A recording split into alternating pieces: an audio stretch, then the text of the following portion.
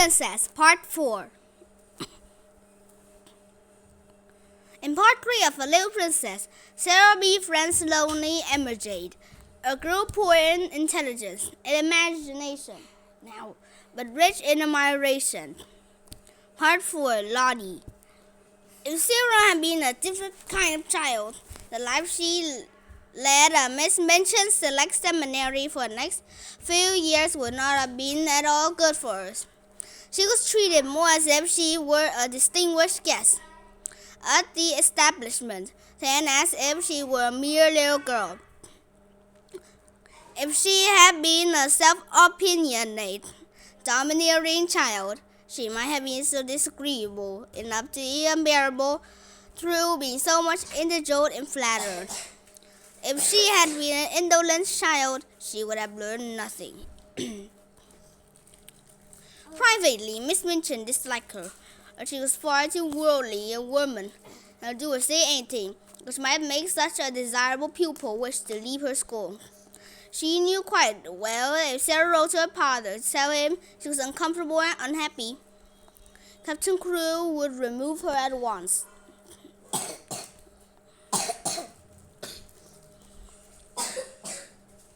Miss Minchin's opinion was that if a child were continually praised and never forbidden to do what she liked, she would be sure to be fond of the place where she was so treated. Accordingly, Sarah was praised for her quickness at her lessons, for her good manners, for her amiability to her fellow pupils, her generosity.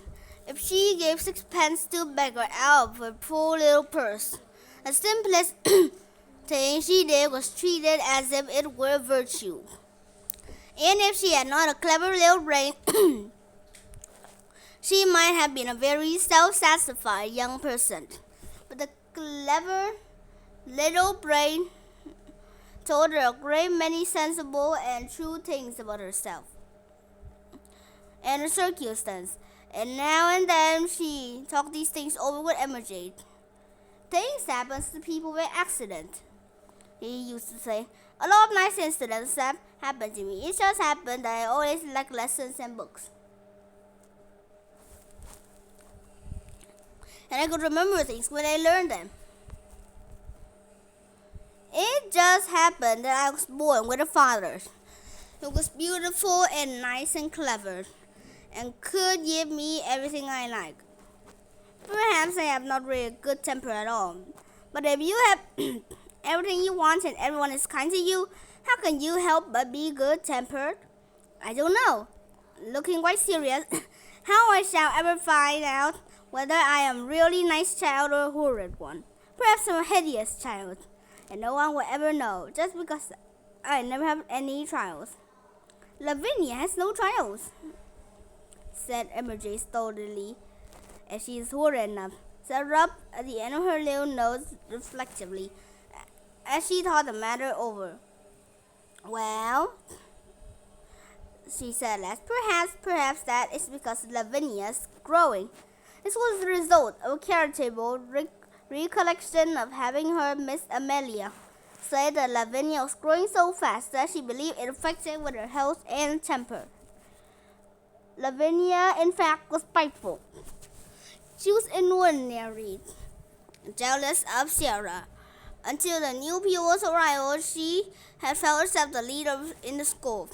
She had led because she was capable of making herself extremely disagreeable if the others did not follow her.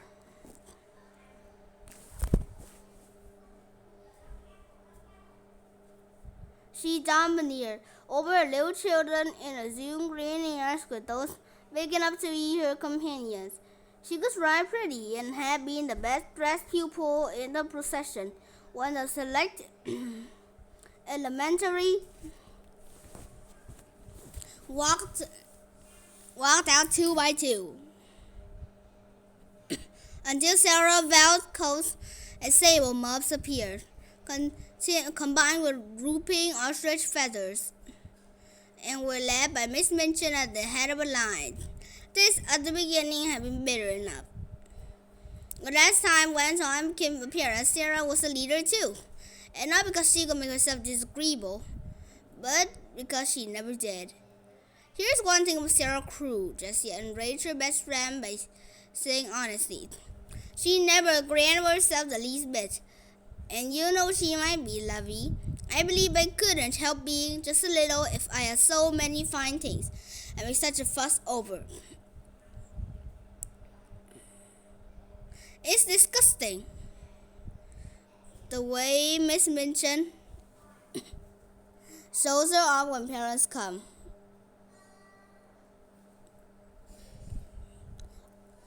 Dear Sarah must come into the drawing room and talk to Miss Musgrave about India, mimicked Lavinia in most highly favored imitation of Miss Minchin. Dear Sarah must speak French to Lady Pitkin. Her accent is so perfect. She didn't learn French at the seminary, and there's nothing so clever about knowing it. Because she always heard her Papa speak it. And as to her Papa, there's nothing so grand as being an Indian officer. Well, said Jessie slowly, he killed tigers. He killed one in the skin Sarah has in her room. That's because she liked it so. She lies on it and strokes his head, and talks to it as if it was a cat. She always doing something silly, snapped Lavinia. My mama said that the way of hers is pretending things is silly. He says he will grow up eccentric. It was quite true that Sarah was never grand. She was a friendly little soul. It shared her privilege and belonging to a free hand. The little ones were accustomed to being disdained and were ordered out by one matron. Ladies aged 10 and 12 were never made to cry by this most envied of them all. She was a motherly young person.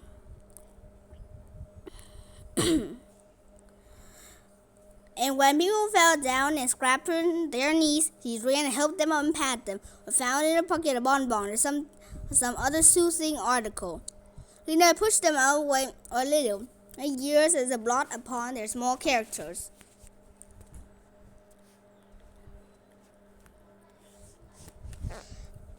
If you were four, you were four, he said severely to Lavinia on the occasion of Lavinia having, I must be confessed, slapped Lottie and called her a brat.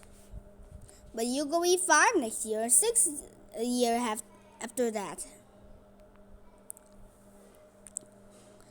Opening large, accusing eyes, it's like 6 years to make you 20. Dear me, said Lavinia, and how we can calculate. In fact, it's not 39. 16 and 4 made 20. As 20 was an age, and most darling was scarcely bold enough to dream of. So the younger children adored Sarah. More than once she had been known to have a tea party, made of this despised one in her own room, and Emily had been played with, and Emily's own tea service used. The one with the cups would held quite a lot of much sweetened weak tea, and had blue flowers on them. No one had seen such a real doll's tea set before. From that afternoon, Sarah was regarded as a goddess and a queen by the entire alphabet class. Lottie Lake worshipped her to such an extent that if Sarah had not been a motherly person, she would have found her tiresome. Lottie had been sent to school by a rather flighty young papa who could not imagine what else to do with her. Her young mother had died, and as a child had been treated like a favorite doll or a spoiled pet, monkey, or a lap dog ever since the first hour of her life. She was a very appalling little creature. If she wanted anything or did not want anything, she wept and howled, and as she always wanted the things she could not have. I did not want the things that they were best for her. And her shrill little voice was used to be heard, uplifted in wails in one part of the house or another. Her strongest weapon was that in some mysterious way She had found that a very small girl who had lost her mother was a person who ought to be pitied. She had probably heard some grown-ups talking her over in early days after her mother's death, so it became her habit to make great use of its knowledge. The first time Sarah took her in charge was one morning when, on a passing sitting room, she heard both Miss Minchin and Miss Amelia trying to impress the angry wails of a child. Không biết. Who evidently refused to be silenced. A child refused so strongly, indeed, that Miss Minchin was obliged to almost shout in a stately and severe manner to make herself heard. "What is she crying for?" she almost yelled. Oh! I haven't got any ma. Oh, Lottie. Sao đâu?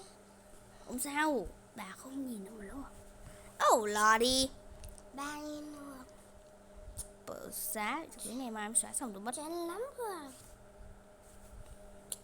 Đừng xóa của người ta đó.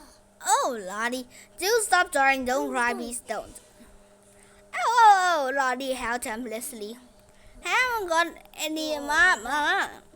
You ought to be whipped, Miss Minchin proclaimed. You shall be whipped, you naughty child. I wailed more loudly than ever. Miss Amelia began to cry. Thôi!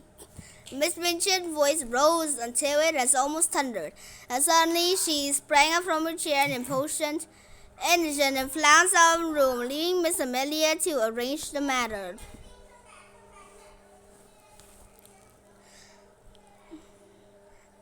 Then suddenly she sprang up from her chair in impotent energy and flounced out of the room, leaving Miss Amelia to arrange the matter. Sarah paused the hall, wondering if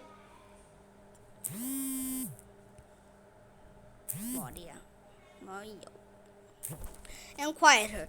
When Miss Minchin came out saw her, she looked right annoyed. He realized that her voice, as heard from inside the room, could not have sounded either dignified or amiable.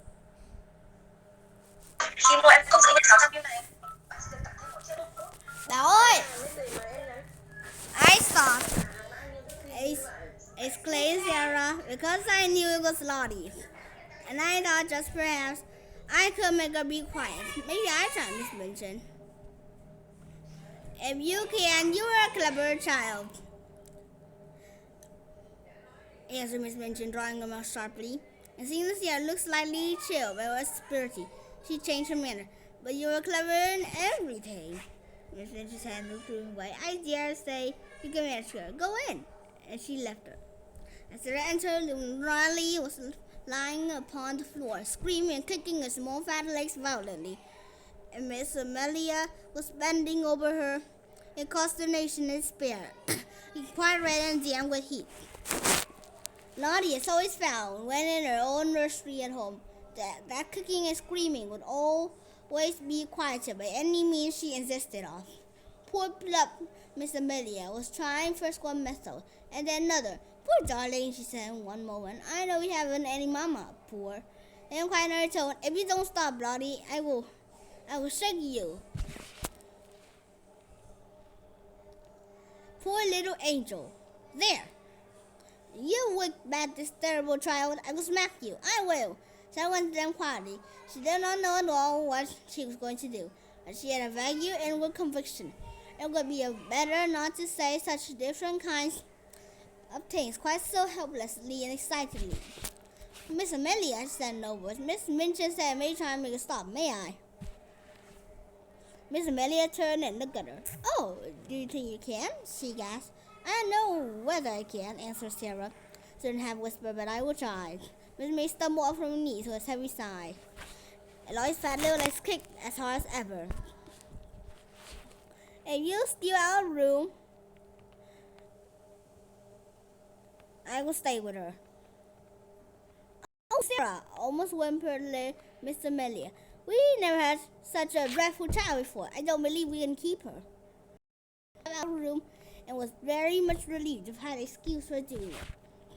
I stood for a howling, furious child for a few moments and looked down at her without saying anything. He sat down flat on the floor beside her and waited. Except for Lottie's angry screams, the room was quite quiet. This was new state of affairs for Miss Blake, who was accustomed. When she screamed, to hear other people protest and implore and command the coax by turn to lie and kick and strike and find the only person near you not seeming to mind least, attracting your attention.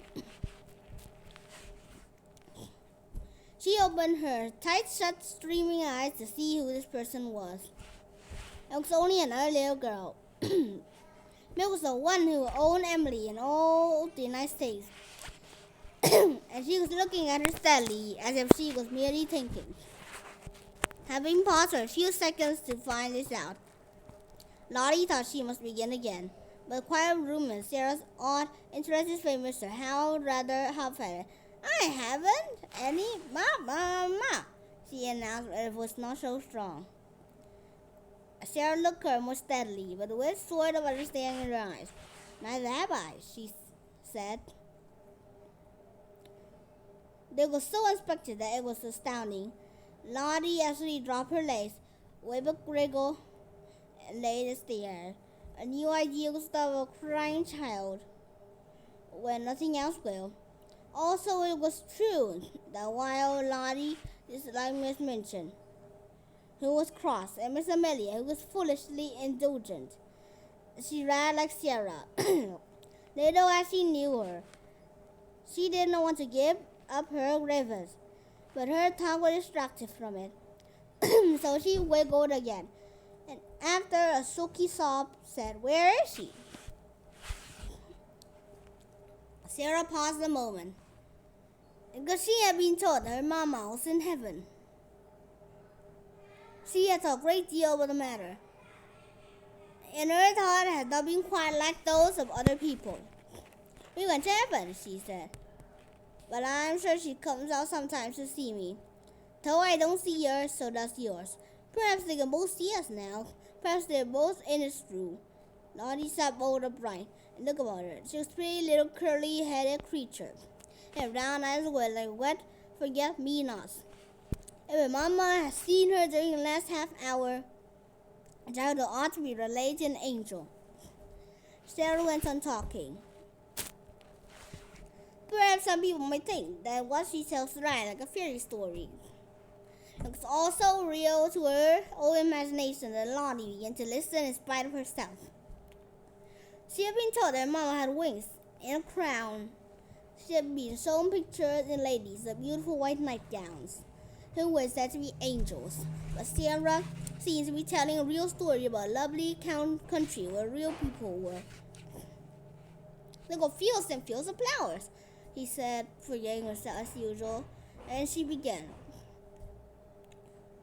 and talking rather as if she were in a dream. "Fields and fields of lilies, and then the soft wind blows over them and wafts the scent of them into the air, and everybody always breathes it because the soft wind is always blowing. And little children run out of lily fields and gather armfuls of them, and laugh and make little breaths. And the streets are shining, and people are never tired, however far they walk. They can float anywhere they like.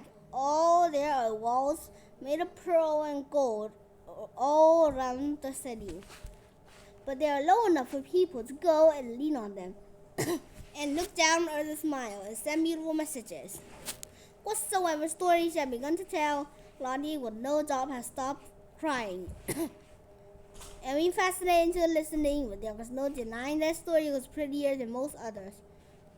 He dragged herself close to Sarah and drank in every word until the end came far too soon. When it did come, she was so sorry that she put up her lip ominously. "I want to go there," she cried. "I haven't any mama in school." Sarah saw a danger signal and came out of the room. She took hold of chubby hand and pulled her close aside with a coaxing little laugh. "I will be your mama," she said. "We will play you are my little girl, and Emily shall be your sister." Each dimpled, only to show themselves. "Shall she said. "Yes," answered Sarah, jumping to her feet. "Let's go and tell her. Then I will wash your face and brush your hair." To which Lottie agreed quite cheerfully, and trotted out of the room and upstairs with her, without seeming even to remember that the whole last hour's tragedy had been caused by the fact that she had refused to be washed and brushed for lunch, and Miss Minchin had been called in to a majestic authority. And from that time, Sarah was an adoptive mother.